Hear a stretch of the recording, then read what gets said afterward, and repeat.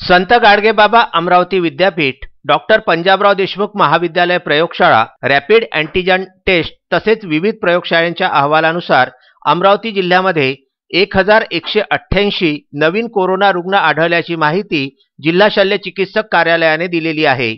त्यामुळे अद्यापपर्यंत एकूण रुग्णांची संख्या 79,736 इतकी झालेली आहे। तर अमरावती जिल्ह्यामध्ये 13 मे रोजी 24 कोरोना बाधित रुग्णांचा मृत्यू झाल्याची माहिती सुद्धा जिल्हा शल्य चिकित्सक कार्यालयाने दिलेली आहे।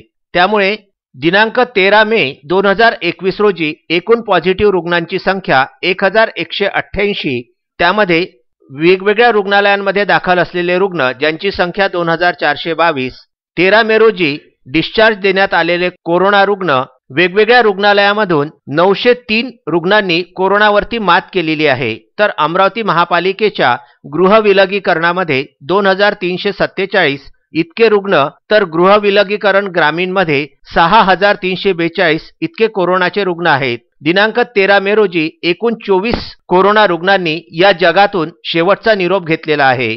आतापर्यंत तपासण्यात आलेल्या एकूण नमुन्यांची संख्या 4,76,016 इतकी झालेली आहे। Vidarbha news bureau, Amravati.